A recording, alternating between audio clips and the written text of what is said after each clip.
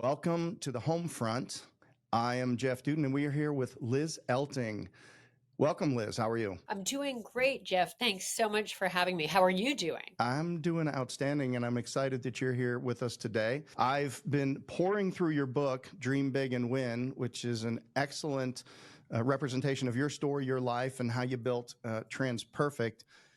I would love for you to tell us a little bit about who is Liz Elting. Sure, absolutely. Well, let's see, if I go back to the beginning, and I won't go on too long about my life, but when I was young, I lived in Westchester in New York. And then when I was 8 and 9, I had the opportunity to move to Portugal, which was fabulous. And there I was able to start studying French and Spanish. Then when I was 10, we moved back to the US and um, then to Canada. And I lived in Toronto for a number of years. And there I added Spanish and Latin to my languages. So by the time I graduated from high school, I realized I had loved languages and thought maybe I'd be able to do something related to languages. So that's kind of one piece of me. And I can go on about a lot during my childhood because I do talk about that in the book because it really, is where I kind of developed my values and how I feel about things. And one of, I guess, those things is my parents were wonderful, and they focused on learning about the world. And as a result, we lived in those countries I mentioned, and also they taught me I needed to be financially independent. I could not depend on anybody financially except for myself. Not on my parents, not on a man, no one. So that was kind of a key part of how I was brought up. And then as a result, I had a lot of jobs growing up, starting at age 10. And that was really fun. So those are, some of what what happened during my childhood. And I can elaborate on all of that if you think it would be helpful, but that's kind Well, of, yeah. what did your folks do growing up? So, Why were you? What was the yeah. business that you were moving around for? Sure, absolutely. So when I was 8, as I said, we moved to Portugal. And the reason we were able to do that is my dad had been in first marketing and then advertising. And Okay. he happened to have a knack for it. He was really good at that, but he also loved all that was international. So he got the right to open Kentucky Fried Chicken in Portugal. He got the franchise. And I know franchises are a big part of you and what you've done, Yeah, do and that's right. what you've done. So that's pretty neat. But he got the KFC franchise, so we moved there. But right after we moved there, the Portuguese Communist Revolution broke out. What were the chances of that? That was back in 1974. So unfortunately, it became very difficult to open an American business, a fast food business. They were very anti-American, anti-capitalism. So we ended up having to move from the south of Portugal up to the middle, from the Algarve to right outside of Lisbon.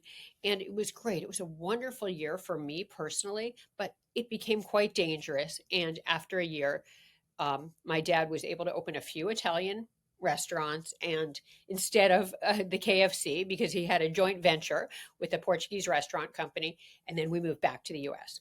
So he then worked in gray advertising for one more year in New York, and then was able to be transferred to gray Canada. And that's why we moved to Toronto. So that was my dad. Really wanted to do something very international, but also was a marketing guy and very entrepreneurial. My mom Got it. was in education. So always had a career. She was a teacher, she was a guidance counselor, she was into special ed, all of that. So that's what my parents did. But they really encouraged independence, as I said. And, wonderful parents really valued education too.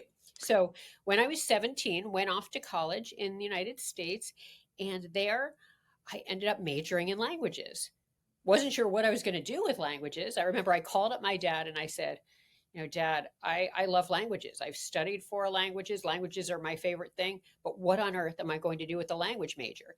And I remember he said, Liz, just pursue what you love, pursue your passion, and the rest will take care of itself. So I ended up majoring in languages in college. I did my junior year in Cordoba, Spain, which was amazing.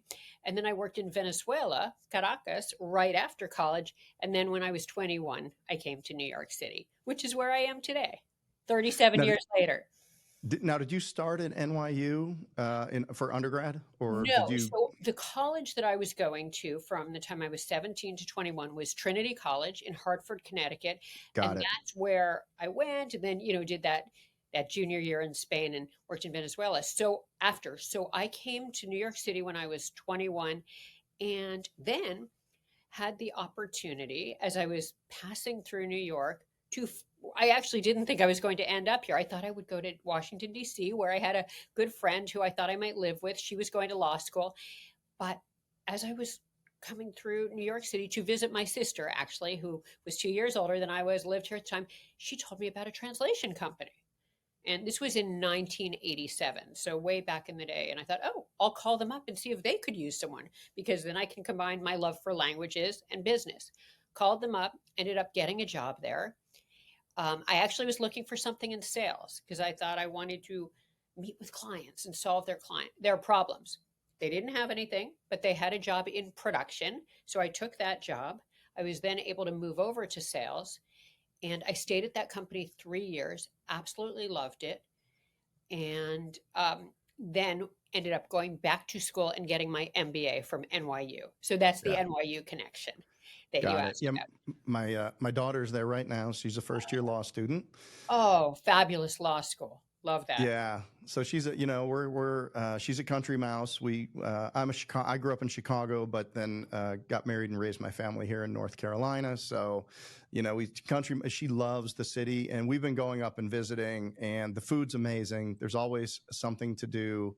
And I think we're going to end up spending a lot more time in the city. Really enjoyed it. Oh, that's wonderful. Well, maybe she'll end up here, right? I will say it's a great place to live. I've been here, as I said, for 37 years, so maybe she'll end up here. Yeah, we'll see. I know at least maybe for a few years. Yeah, But that's we'd wonderful. love to have her back. So you go to NYU, you go to business school, and then after that you took a job, but for a very short amount of time. I did. And what I didn't get into too much, and I won't talk about it too much at this point, but that job after college, before business school in the translation industry, it it was key in my life Okay. because I learned about the industry. I absolutely loved the industry. And that company was about the largest translation company in the world at the time. It was about 90 people. I thought, I love this industry. It's amazing. It's needed, but it can be done better. You know, Mm, there was a real gap between what clients needed and what was available in the industry at the time. So I kept that idea in my head. Then went back to school, went to NYU, as we said, and got my degree in finance and international business. And the reason I chose finance is I thought, well, that's practical. I could have a career and I could make good money. I would be able to take care of myself. And so then, as you said, I tried out a job at another company. I got a job at a company called Peresco, which was the proprietary trading division of a French bank. And I was supposed to be doing equity arbitrage. And it sounded very important and very high level. And I went there and I showed up and I was the only woman in the place. Okay, I thought I can deal with this. I I love men. I've been pretty boy crazy my whole life. And so I thought this is fine. But whenever the phone rang, all the guys would yell, Liz, phone, because I was the woman. And then they'd yeah. say, Liz, can you get me coffee? And then I was asked to order supplies. And, I realized, wow, this is a pretty sexist atmosphere. Also, though, and just as important, I was number crunching and paper pushing, and I wasn't doing what I had loved at the translation company, dealing with translators around the world, meeting with clients, solving their problems. And I thought I loved that other industry and I had an idea about how it could be done better. So, what am I doing? So, after only 6 weeks, I quit that job and started TransPerfect out of an NYU business school dorm room. Very nice. Yeah. When you had the idea for the business, did you have an idea of who the customer set was going to be and how you were going to crack into the marketplace? I did because, I had worked at the other company and I had seen, sorry, that basically all large companies, Fortune 1000 companies, all of the large banks, law firms, ad agencies, everything needed language services. So that's who I wanted to target, the largest companies in the world, and then medium sized companies and small companies that were going global. So that was the thought. Um, and it's interesting because when I started, as I said, it was out of an NYU Business School dorm room since I had just graduated, and I was used to living like a student, so it worked out well. I had, very little money at the time. I just had a few $1,000s in the bank, which had been my life savings from all my jobs. Although I did have a boyfriend at the time who I was living with, and he actually was in business school debt. He had $90,000 of business school debt. So, we really had no money. And also at the time, what was interesting is there were other translation companies out there. There were 10,000 translation companies out there, but they were tiny. They were moms and Right. pops. So I thought that's what we can do differently. We can make this a world-class company with the highest level of quality, highest level of service, with offices in every major city around the world, along the lines of a top tier investment bank or law firm. Right. And that was the idea with the company. That's great. So uh, when so you would find a company and they would want to enter a new market and they would have to get all their marketing materials translated, or is it negotiating contracts? Was it written translation things, or did you have interpreters that would actually go to business meetings with people? Or what was the scope of Yeah. services, translation services for your business? Yeah, both those things you just said and everything else in a foreign language. Okay. So everything, as you said, from marketing material to legal contracts to oral interpretations, basically anything a client needed in a foreign language. Like, for example, if they needed their annual report translated into 30 languages, we would do that. So it Yeah. was anything and everything, both they needed for what they needed for internal use, to deal with clients, to deal with a lawsuit, to open offices. And it was oral, it was written, and then it was typesetting, it was cultural consulting, anything and everything related to foreign languages. Got it. And you bootstrapped this business. I read in your book at one point, and I don't know how it ended up, but that you didn't have any venture capital in your business. So, if you hear people like yourself or the people on Shark Tank, and they'll say, don't borrow money for your business, use the power of broke, don't have all the foosball tables and wine Fridays and all that kind of stuff that you don't need. It was really so popular and with all the tech companies and everything, but just, be frugal with your money, bootstrap it, maintain control of your business. Were you able to do that all the way through, or was there a time after you got it up that you needed to create some leverage or get some funding? So everything you just said is so correct that Oh, can you say I that again? Say that again, oh but just a little slower. sure. No, Every everything you just said is completely correct. And I like to say, oh, I get it. I get it. I thought you didn't hear me. No, I appreciate that. I appreciate you being complicit to a goofball like me. I need to say, but sorry, what I wanted to say is don't confuse being an entrepreneur. Sorry, don't confuse, yes, being an entrepreneur with being an inventor. You don't need to Mm, invent something entirely new to be wildly successful. Instead, it's about providing the best service and quality and just continually innovating. But as far as your question about funding, yes, absolutely. I meet so many entrepreneurs today and met some back in the day when I started, but now it seems everybody is going after funding. And right. what I say is no, focus on sales. It's sales, sales, sales. Um, I say funding is vanity and profitable revenue is sanity. That's what you need to survive and I thrive. love that. I Yes. love that. Yeah. That's so good. Thank you. It's so true because you can go out and spend a ridiculous amount of time getting funding, and then that doesn't guarantee you're going to have revenue, and it doesn't guarantee you're going to have profit, and you're going to have some very unhappy investors if you don't have those two things. So you really need to put that same effort and more into sales, into revenue. So Well, that's yeah. what we did: sales, sales, sales. Um, as far as your question about did we ever need funding? We never needed it. But what we did after about 7 years in business is, and this is because we had our original company, TransPerfect, and then we started a sister company called translations.com to focus more on anything in a digital medium, anything, the technology piece of it. Okay. And we went out and got some angel investors for that to grow that part of the company more quickly and potentially go public. But this was in the late 90s and the dot com bubble burst. So Yeah. it wasn't a good time to do that anyway.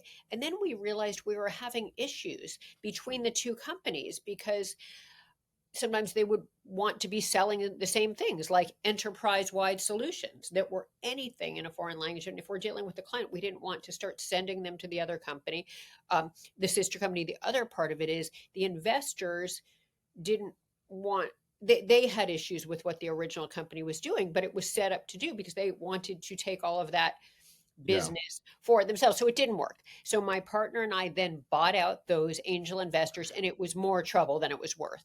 So that was my experience with funding. So I just want to take a little segue here for the listeners because I've had this experience over and over again. Well, I've had it several times. You have a company and it's your main company, and then there's some part of it that somebody wants to do, but the other people don't want to do. So you create companies, one company that might be dependent or as a service provider to the main company, but you've got different cap tables. And what that means is you've got different ownership groups in the two businesses. And now as the businesses grow, you lose alignment. And it's very dangerous. And it seems like a simple common sense thing, but I've seen it. It's first time entrepreneurs, they tend to, well, I want to build this business to do the outsourced sales for this organization, and we're going to do it this way. Cap table's different. Well, now, you can't really fire that company, but they're doing things. Everybody works to their own comp plan. So they're doing things to make profit in that company. It might not be the best thing for the other company, but you've got this mixed partnership ownership group over here. And it really gets very messy. I mean, so You're right. I've seen that happen quite a bit. And then I think the other thing that you said that's so important is, look, nail it before you scale it. When you get money too early, you have a tendency, now you've got investors and you've got shareholders, plus you can get a little bit sloppy. Oh, if we spend this $100,000 on this, maybe it will do this, where, you don't, and maybe you go a little bit too fast. You don't vet it all the way out. You don't pilot it. You don't try it, and you don't work out all the kinks. And that's really where people get in trouble. Too much money too early on an unseasoned entrepreneur that hasn't built something before they can lose a lot of money that way. Oh, absolutely. And if you're only working with your own money or, the money of the owners, the founders, then you're much more careful with it, right? That's right. And every penny, it goes to, usually what I recommend is the majority, as much as possible, that money should go to sales and marketing to continue Right. to take you to the next level. And then, of course, you need to make sure you're delivering a quality product. But after that, you don't need the fancy, desks with the airplane wings on them. You don't need the foosball table. As you were saying, you don't need the windbreakers with your logos. Yeah, you don't need those things. Instead, you need a thrifty culture to make sure you can afford, you be frugal with the company's money and make sure you don't run out of cash. Because the number Yeah. one reason companies go out of business is they run out of cash. And exactly as you said, if you're working with other people's money, you're not as careful, you're not as frugal. And Yeah. so we did the opposite. And we actually didn't hire people. We didn't hire salespeople until we had the revenue and thereby profit to do it. And we hired salespeople literally one person at a time based on revenue and profit numbers. And that was critical in our scaling. I can imagine that a lot of the model for translation.com was recurring or subscription based stuff. But what about TransPerfect? How much of your business was recurring? And then how much of it was project based revenue where you were bidding on things? Yeah, that's a great question. I mean, certainly in the early days, it was a lot of project-based work. Sure. And as you know, you work hard, you send out your in our case, it was thousands of hard copy letters and making thousands of phone calls. Now I know people work with emails or LinkedIn messages, but you send out thousands and thousands and thousands to get one project from one client, but then you Right. spoil the client with quality and service, and then they are likely to come back with multiple projects, and those multiple projects are likely to turn into a relationship. And then of course there's the repeat business within the company and referrals, and then the same referrals outside the company. But back to your question, over time it became a lot more like contracts, like master Yeah. service agreements, where we would sign a contract with a client for 1 year or 3 years or 5 years if we were lucky. But it's still, even as time went on, even after we'd been in business 10, 15, 20 years, there was still project based work, on Yeah. as far as everything. And that was okay because we knew it would keep coming if we spoiled the client with quality and service. And we did that. And I think that's such an important piece of the whole thing as well, because as we know, it's something like 6 to 8 times more expensive to bring in a new client than to retain a current client. So you need to wow the client with Right. quality and service with every project, and then they will keep coming back. So it Yeah. was a combination, but over time it became more, contracts and subscriptions and that type of thing. Well, you wowed a lot of clients because the last revenue projections I saw or numbers were about $1.2 billion Yeah. with TransPerfect. So, and so as a woman-led and woman-founded business, growing this fantastic business, what are some of the challenges and maybe some of the opportunities that you discovered along the way that you can share with maybe other women entrepreneurs? And you can thank Jen Ebright for that question. Okay, thank you, Jenny. Yes, well, as a woman, and some of them relate to being a woman. And I mentioned part of why I started the company is because I was experiencing sexism in that Right. in that financial company, that very brief stint there. So I thought, okay, if I can't change that culture, I'm going to create my own. I'm going to, if I can't play in that sandbox, I will create my own sandbox. And I tried to do that. And I think it's really important to do your best to create that culture. I mean, in the early days, I experienced sexism. What I didn't mention is I did end up starting the company with my boyfriend at the time, who became my fiance. We then broke up after 5 years. At that point, we had a company. And so I guess what I'd say about that, but people assumed, even though I had studied the four languages, I had lived in 5 countries, I had worked for 3 years in the other translation company, and he was a year behind me in business school. So he started a little later. People assumed he was the CEO and I was the assistant. So I experienced that. And then over the years, there was sexism, both, I mean, I saw it, and then I saw some Yeah. of our employees experiencing it. So I think it's super important to set up your company so those things don't happen. And it's everything from making sure you have a great family leave plan when people have children, and for men and women, maternity and paternity leave. I think that's super important. I think it's super important as a woman leader or a woman who may go on maternity leave to make sure you have a good backup, as you should have a good succession plan in place for every position in all times. I think that's super important.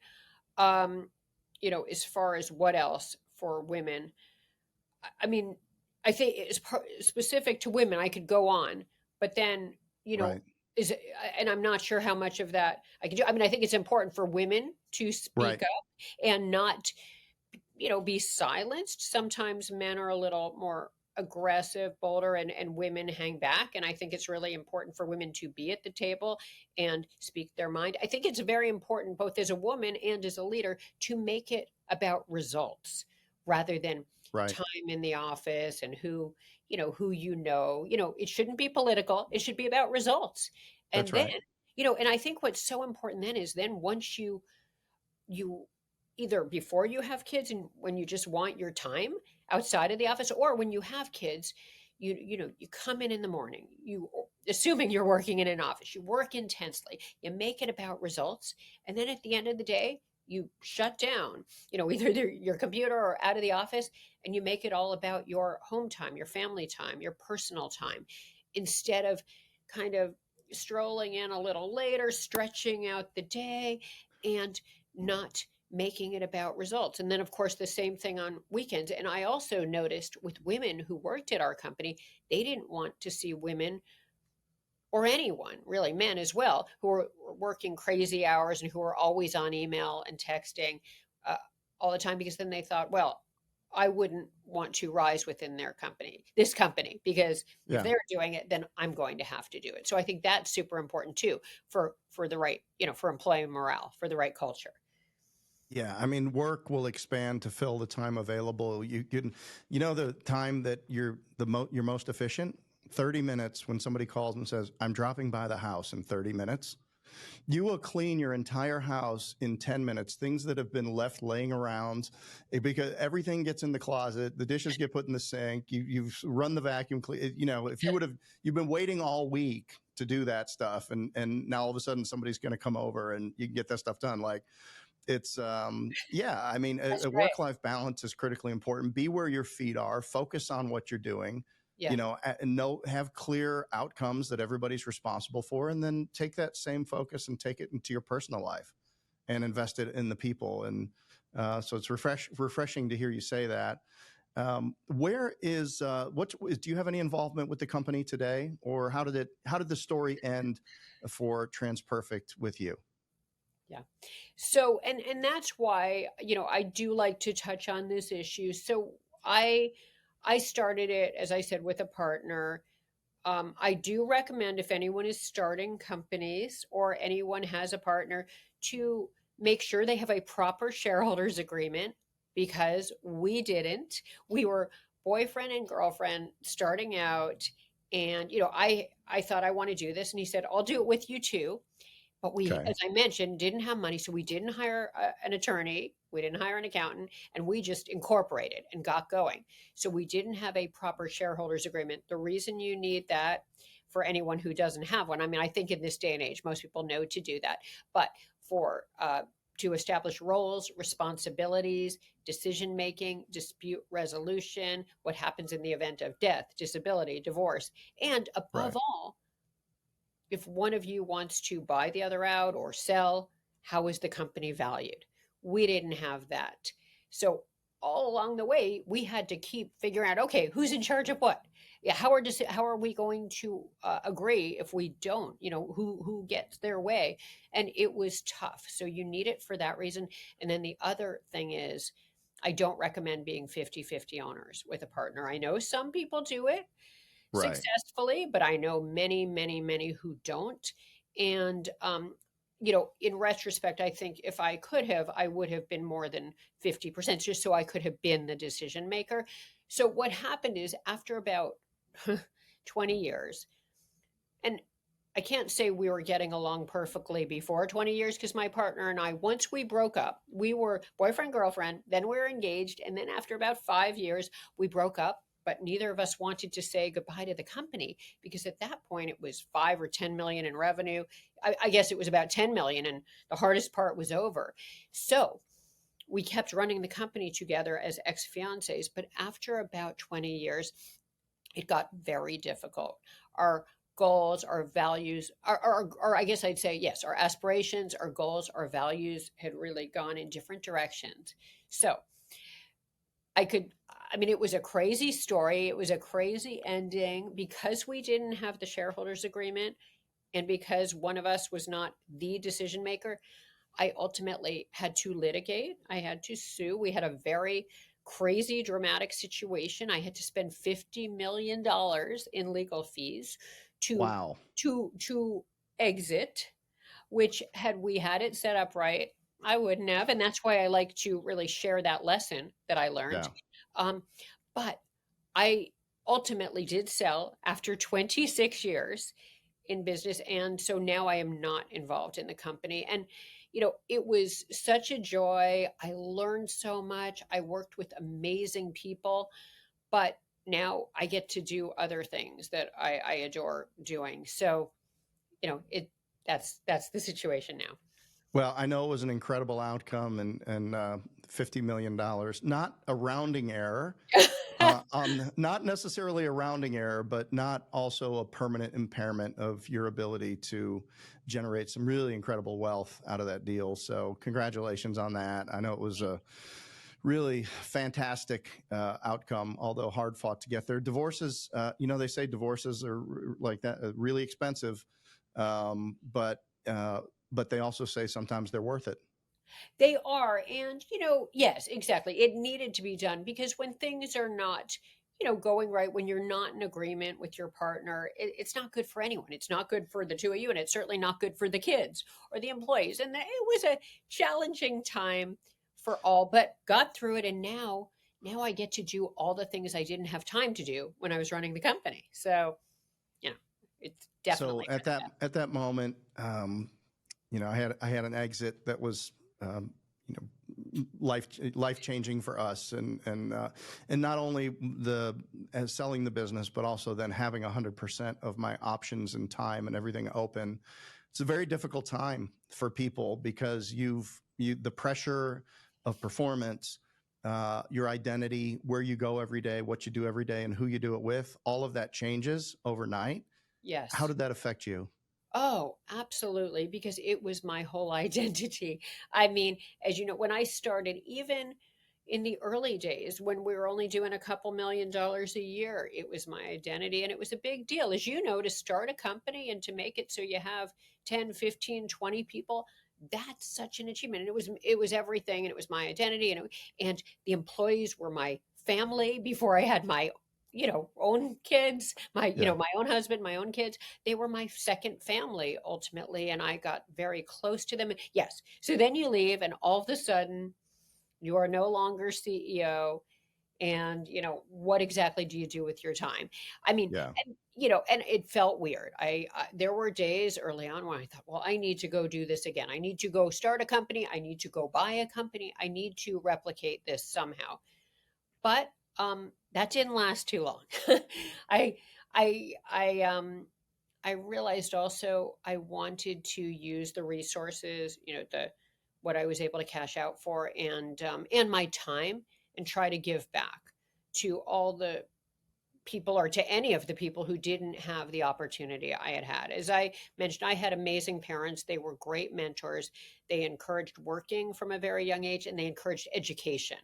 And they made sure I worked and I had a great education. And so now, with my time with my foundation, I help support women and people from marginalized and diverse communities, and pay for education, contribute to funding entrepreneurs, and then with Yeah. public health and hunger and gun safety and a lot of things like that. But yes, it was very difficult. And I guess one other thing I'll say, Jeff, because I've learned this, there's the whole branding thing, which I've learned about. And I think I've learned about how we all need our own brand. I've learned it largely because now, I've recently written my book, Dream Big and Win, where I've been sharing the lessons that I learned along the way based on what I did right and the many things I did wrong.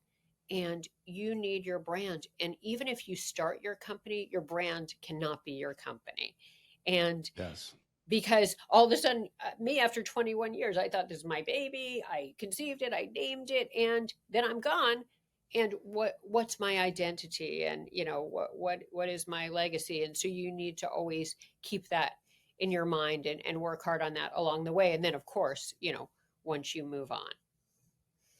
You have around your table in terms of mentorship during the time you built the company, and then also in that very critical transition time when you were trying to figure out what was next?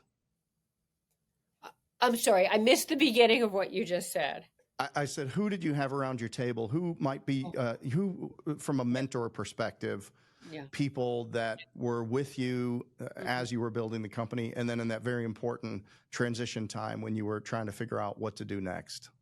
Yes. Well, certainly as I was building the company, I had my parents that I bounced ideas off of them, and then I met people along the way who were helpful. And I talk about one guy who I met. He was a sales coach that I met when we had about 5 people at the company, and his Yeah. name is Jack Jack Daly. Jack Do you know? Daly. You know him? Yeah. Well, not well, but yeah, I've seen him speak. I had him speak at a YPO event one time, and yeah, he's great. He's great, and I Oh, did see that you mentioned him in the book. oh, I did because So, are you Yeah, part of YPO? I am. Oh, wonderful. I was as well. But when we had about 5 people and maybe $1 million in revenue of that, I heard him speak at a YEO event way back in the day in like Okay. 1995. And Yeah. he was speaking about how to manage sales managers. And I was thinking, we have like 5 people in this company. I am, and I and my partner are the sales managers. So, but the point is, I listened to him. He was fabulous. And then after that, I brought him back to our company many times, maybe once a year for the next, 23 years. Yeah. Till we had over 600 full-time salespeople, and he would speak to them and jump on tables, and he was fabulous. And I think he was certainly a mentor for sales, but just I thought so many of his attitudes and ideas, were great for company culture. And, so Yeah.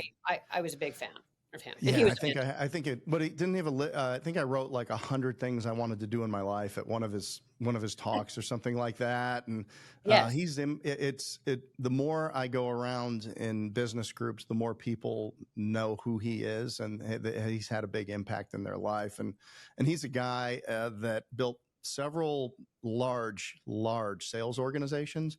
But then Yes. he retired and he started doing Ironmans at what, in his 50s or 60s or Yes. something like that. Yes.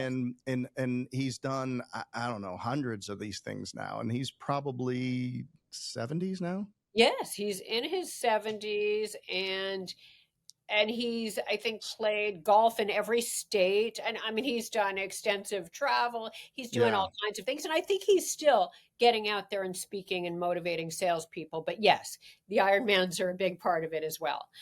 Um, so he was a mentor along the way. When I sold, I think I thought back, on my parents and how they always gave back and how they believed in giving back and philanthropy. And, they taught us we were lucky. And, to whom much is given, or, if you are successful, you kind of owe it to the world Right. to give back. I think I kept their values very much in mind. And unfortunately, they're both still alive. So how lucky am I for that? Because they're It's great. 88 and almost 86. But the point is, yes, I guess those were some of my mentors along the way. Liz, when did you write the book and who did you write this book for? That's a great question. So I wrote the book because it is the book I wish I had had when I Okay. was starting my career, starting my company, and even along the way, the whole 26 years, I could have used it. So that's why I wrote it. I tried to make it kind of like a beach read business book, like a fun read, Yeah. very a quick read, very kind of vulnerable, authentic, entertaining, and because I thought that's what I could have used is I always liked reading biographies instead of just how-to books that I thought were a little dry. So I tried to make it a little more like Yeah. that. And I wanted to share the lessons based on what I did right and what I did wrong. Because I thought Right. a lot of business books don't talk about what not to do. So I thought that can be as helpful as what to do. So that's why I wrote it. And I really wanted to share my lessons with people who are entrepreneurs, either starting out or seasoned entrepreneurs, and then just people in business in general. I think there's a lot on leadership in the book. Yeah. And obviously that is a key part of it. If you have the right leadership, if you're leading properly and your team is leading properly and you've created the right culture, the sky's the limit. Well, you pulled it off, and it's a highly recommend on my list. It's very approachable. People are tribal. We live in our stories, and it was just for me. If I get into something and it gets too clinical or too tactical, and it just so your book it just kept kind of pulling me along. So I'd get into it and I'd read, and next thing you know, I'd find out, oh, okay. So it's a good read, but it has some real practical and tactical things, especially for younger entrepreneurs who are maybe thinking about, how they set things up. And of course, some of the things you shared here about just basic stuff, shareholders agreement, the thing that I shared about making sure that your cap tables align between related companies and the problems that causes, who pays for what. Well, we're paying too much share of the rent, and we're paying too much of this. So now you're arguing, you're infighting against an affiliated or sister company over cost allocations, when really you should just be working on wowing the customer and what does the customer need. So these are some easy early flaws. And problem is, people don't know how successful they're going to become. So I can't tell you how many incredible entrepreneurs. I was just with a friend of mine out in Phoenix, just had just a massive company out there. And he started it with a buddy, and after 2 or 3 years, he had to get the buddy out because it was clear that they had different aspirations, different goals, different energy levels, different lids, that they were interested in doing. So anyway, Yes, highly but recommend.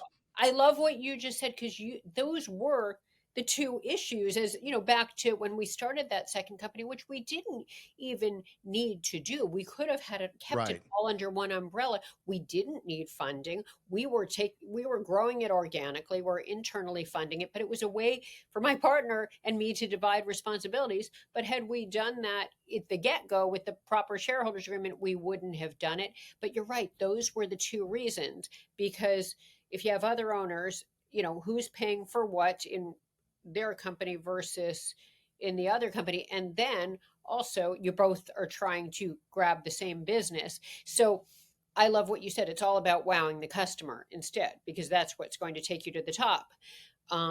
So love what you just said. Absolutely. Thank you. Again, you got it. You nailed it. Yeah. So I'm looking across some of your advocacy and some of your charity work here. A lot of it has to do with health, wellness, education, public issues, economic independence. You've got the Elizabeth Elting Foundation that you started in 2018. Yes. What do you see as some very current issues that you're concerned about that you're going to use these vehicles to address? Well, I'm just trying to get involved in all the different ways I can to help people live longer, healthier, productive lives, Mm-hmm. making so everybody has the same opportunity I did. That relates to all these different things. So it's Sure. everything from, you know, well, you mentioned the health. So heart disease is the number one killer of women and men. So very involved in heart disease. American Heart Association. Cancer, we all know people who have been touched by cancer. So I'm involved in a bunch of different cancer organizations. And the nice thing about that is every day we get one day closer to cures with That's right. all the different types. So it's well worth the commitment and the money. And then of course, education and entrepreneurship are great equalizers. They make it so That's right. everybody can have the same chance. Don't go work in someone else's company and build their dream. Go create your company and build your own is the idea.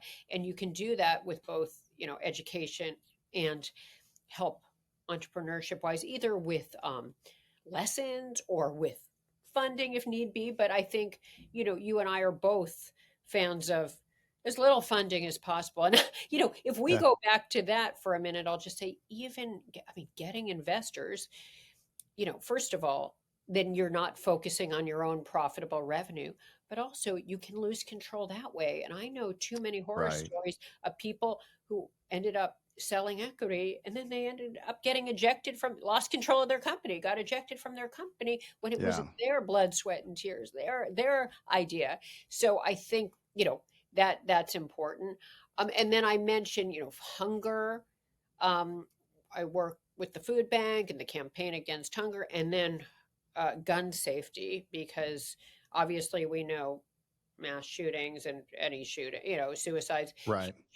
huge problem in our country. And then Lift Our Voices, which is Gretchen Carlson's charity that she started so that Okay. everybody has their voice within a company. So lots of great organizations. Yeah. And I'm on the board of a number of them, and I'm finding that very interesting. And so, yes, I mean, it's been a very fun and exciting time, but I'm now through this book launch. I'm getting to go out and, talk to people like you, meet, smart, motivated, accomplished people like you, and then share my lessons for people who are, starting their journeys. And it's been so fulfilling. So I absolutely love it. That's fantastic. And are you speaking? So are you doing a lot of speaking to groups, or are people asking you to come and have talks? Yes. I mean, fortunately, no, and I'm really loving it. I what did I do last week? I mean, yeah, I mean every week, but yes, I was at Harvard Business School and Boston Okay. Founders Forum last week. I've spoken. I'm actually, yeah, I have a few next week at Trinity College where I went undergrad, but spoken at everything from JP Morgan Chase to Bank of Yeah. America to UBS to Morgan Stanley to SAP. So lots of fun things. Yeah. But one of the things I really like to talk about that we haven't discussed is the culture of the Okay. company. Because yes, it's first of all, I believe in sales, sales, sales from day one through to the end. And in the early days, it's the phone calls and the letters, or the emails and the LinkedIn messages and the trade shows and being all over people. And then, as we said, wowing them with service and quality. But then it's making them into raving fans and making it so they keep coming back and keep coming back. But also, you need that culture. You need that winning culture, and to be an employer of choice in your industry and ideally any industry.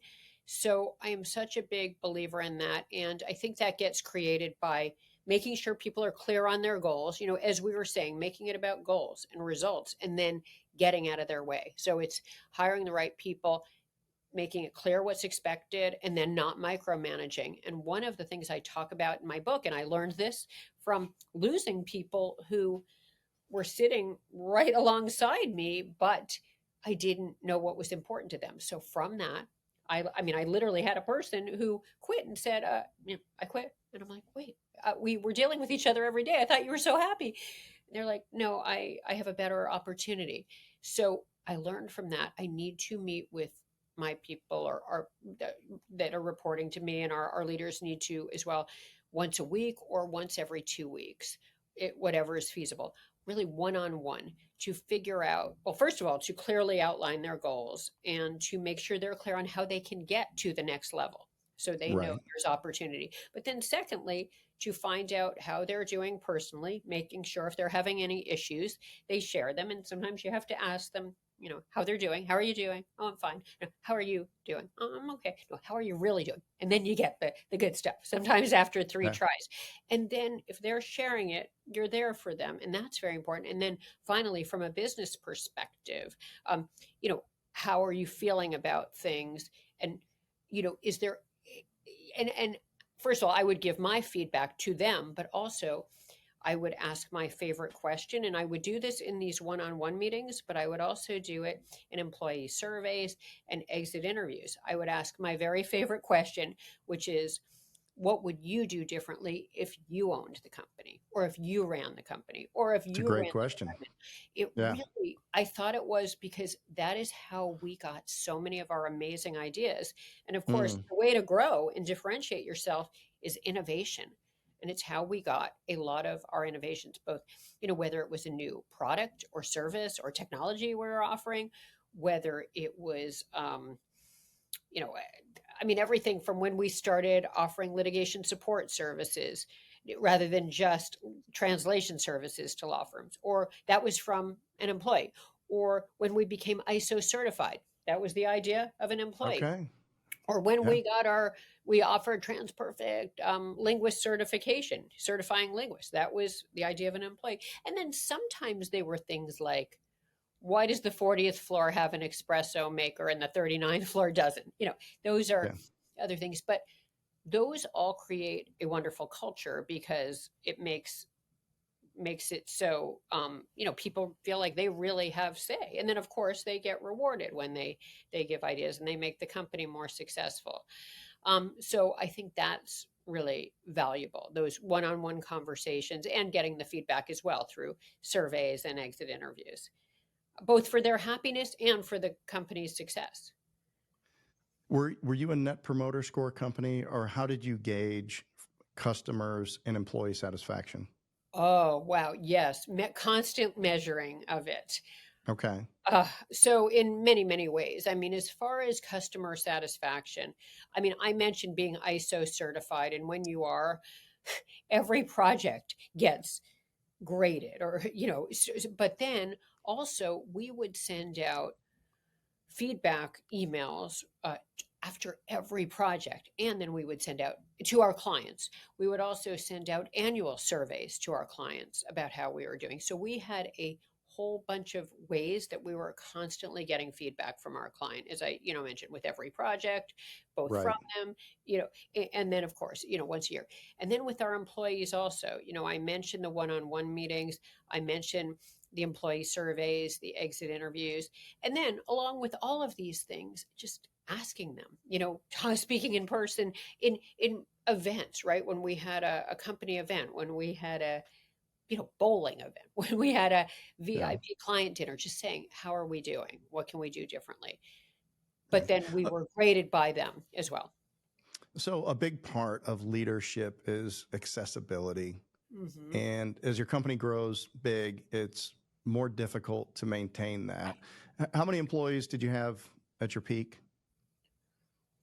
When I sold, we had over 5,000 full-time employees. Wow. Yeah, so all over the world in over Right. 100 cities. So Okay. yes, and that's a great issue you bring up, because as a result, because they were in over 100 cities, we needed to find ways to bring them together. So we would Yes. have annual sales meetings. So we would have a North American sales meeting where we'd bring everyone from the North American offices together. We'd have an EMEA, Europe, Middle East, Asia sales meeting. We'd have the same thing for our production team, a North American one, an EMEA one. We would have senior sales manager meetings. We'd have production manager meetings. Oh, and then we would have Platinum Club, which was our president's club, Right. but we made it, and I think this is a very important point too. We made it so it wasn't just for salespeople, because companies tend to do that, right? They reward the top salespeople, but what happens to production? And I didn't talk about this yet, but it was one of the reasons I wanted to start TransPerfect. At the other company I was at, it was always production versus sales, sales versus production, the way it often is at a company. And I thought, I want to create a company where they're both on the same team and they're both rewarded. So I think the way we compensated salespeople was a wonderful way to do it, because once they started being successful, their commissions never sunsetted. So it was very hard for them to leave the Right. company. And I didn't know of another company, certainly in our industry, that did that. That's Um, right. yeah, so that was very valuable. But then came up with a comp plan for production where if they were successful and they were keeping their clients happy with recurring revenues and profit, they made a lot more than they would at any other company in our industry. So from That's a great. compensation standpoint, it was wonderful. But then of course we needed to do a lot of other things, because it's not all about the money. So everything from finding ways to control the hours, to the Platinum Club, as I mentioned, to company parties. We would have we would get our people together and with company parties, and we had them every holiday, every kind of December, January holiday Yeah. party, and over the summer in each of our big cities. And then we would give out about 50 awards. So for the kind of behaviors we wanted, them to continue with. And then Sure. lastly, we had wheel spins. We had monthly wheel spins where people who were getting good results would get a spa day or an iPad or Yeah. whatever it was. So lots of ways to kind of measure people and then acknowledge people for great results.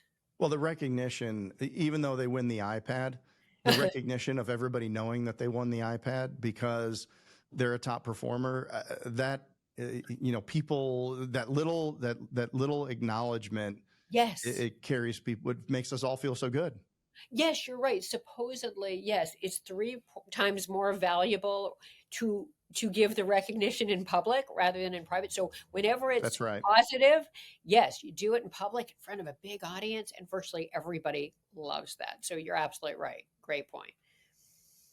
So I know the challenge is in an organization that size with communications and making sure that things you're rolling out, new programs, changes to the benefit plans and things like that, you have to be meticulous about communications. At what point during the journey did you hire a communications team, or did that fall under marketing? So you mean as far as things like, Yeah, like any program, any change that you're rolling out, exciting oh, things that are happening in the company, yeah, communicating the fact that you're leaving the business, that big things, little things, yeah, because it's very like alignment as your organization grows it's difficult at every single level, and not over communicating, not putting so many emails in somebody's inbox that they become tone deaf and they just stop reading them. yeah, And one of the challenges we have today is there's so many channels. So we have Teams right. channels, we got Monday.com channels, we got email channels, we got text channels, we've got so there's all of these different ways for people to communicate. Do you have any tips or advice for people that are building businesses right now? Any gold standards on how you communicated with the organization in an optimal way? No, that's a great point. I mean, certainly I remember in the early days before we had an HR department, boy, that was tough. But then of course we did. And then the marketing Mm. communications team also communicated a good amount. But I think it's an excellent question because I remember certainly the time when I left 6 years ago, there were many too many emails. But that's kind Yes. of the way of the world. And to some degree, when your offices are in over 100 cities around the world and people are working with one another in different offices, or certainly the leaders need to communicate with the different offices, there are going to be a lot of emails. So it's a great question. I guess I don't have an excellent answer, except I'm a big believer in person over email, Sure. because I felt like, with the advent of email and now even Zoom, it's just too much. But I mean, email's the worst. I mean, or texting is the worst. I mean, you need at least to get on Zoom or get on the phone, um, because I think people rely too much on email and text, and then we're not having the in person connection that we need to have. But I know that's not exactly what you're asking, because I'm not sure. I think maybe the answer is at a big company where there are a lot of different channels, maybe having one that you stick to just for the company, for the corporate communications to the employees, just so Yeah. they don't know where, so they have a sense of where to look for it, so they're not getting it from too many different places, is what I think would simplify things, because any way to simplify things would be helpful. Yeah. Yeah. Liz, any political aspirations for you? I don't think so. I don't think so. I mean, you That know, wasn't a no. That wasn't a no. no, I don't think so. I mean, I think business is wonderful, and I think business is helpful in making the world a better place. And social entrepreneurs, I think, are doing amazing things. I also think philanthropy is doing a great deal. I think as far as the government, yeah, I think that's where we're not getting enough. I mean, it's harder to change things there. So doing it Yeah. all these other ways for now seems to be working best for me. But I guess you never know. But yeah, that's a great question. Very interesting question. It's thankless. Oh, I don't know how they I do it. mean, it's so tough for these people, and when we want the most qualified people to represent our cities and towns and states and all of that stuff, and it's just it's so tough. So yeah, I guess that's on top of mine. I just came back from I spent a couple days in Washington this week with the So they're building a replica of the White House called the People's House, and it's half a mile away from the White House, and it's a 4-story, very big corner building that they are retrofitting, and it's going to have a lot of the rooms of the White House replicated, and it's also going to have like the entryway, but then it's going to be super high tech. It's about an $86 million project, super high tech, so people from all over the world can come in. And it's really led by the White House Historical Association, which was founded by Jackie Kennedy in 1961, because there's all these artifacts that are in the White House. And it's just a fascinating thing, regardless of which party and what's going on. The White House is an institution. And, so a new president comes in, there's 5 desks that they get to choose from, do you want George Washington's desk? Do you want Abraham, and all of this stuff. And then the artwork, right? They get to pick, but there's one painting that never moves. And it's a beautiful painting of John F. Kennedy. And it was painted posthumously, and they used his brother to paint the body model. But then the artist said, because he's passed, they didn't want to paint his eye. So his head's kind of down like this, and it's kind of inside the front door of the White House. And it's the one painting that just never moves. It's not an option, but everything else, they have, all of these oil paintings and just all of this incredible rich history of this country. And so they're building this replica thing. But, it's, I was invited to go there as somebody who they're looking to invest in this project. And, and I have all of these incredible pictures of the day and going and doing all that, and going to the White House and, in all these different rooms, because we had a kind of a private situation going on there after we went to the facility and all that. And, I don't want to post them. It's like, because it's like, I just don't want to get into that discourse of, mixing, that. And it's, so it's a interesting, tough time. I am talking about it on this podcast, which is going to be heavily listened to, I'm sure. But it's interesting, it's an interesting time, because it's, we do care. Like, we're home front brands. Like, we are about creating financial freedom on Main Street USA, helping families create generational wealth, making sure that, like, some of the wealth stays on Main Street with families, because business is 60%, small business is 60% of our GDP. So when I sold my business, part of my philanthropy, or part of my purpose is, we got 3 things but really making sure that we maintain a strong middle class through, great businesses that are good for people and that can really, undergird the, all the towns and cities and families, so that, they do have an opportunity to create a good situation for themselves and anybody that they happen to care about.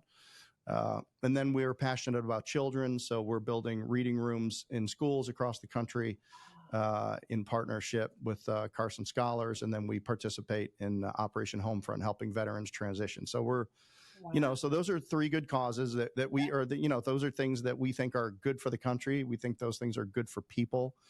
We think it's good for children, that don't have libraries in some of these inner city schools, to be able to, give them some of these resources.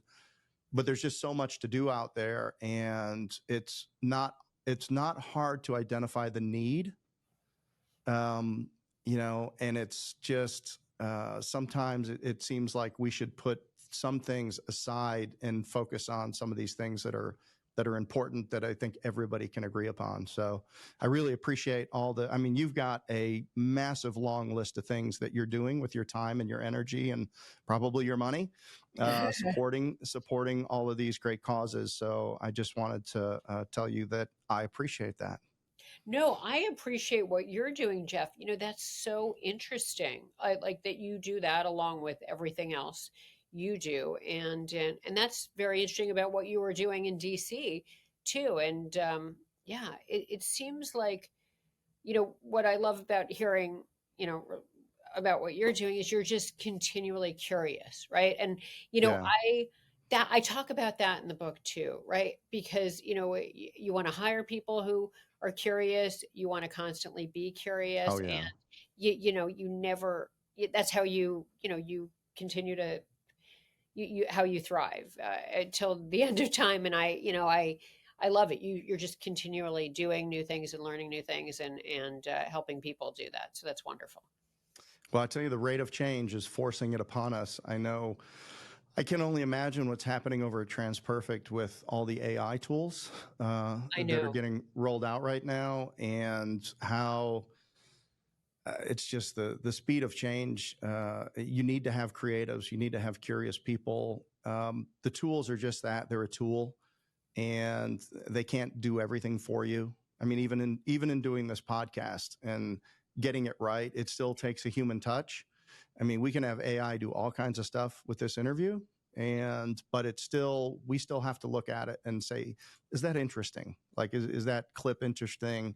Is that hook the right hook? Is that, because they can't, those tools can get you close, but they can't get you there all the way there just yet. So, Yeah. but a lot of but I can also imagine too, especially with voice and all of the tools that are available for translation and things like that, and some of the hardware that I've seen coming out now, there's actually a piece of hardware coming out. It's a prototype. I think it's called Rabbit.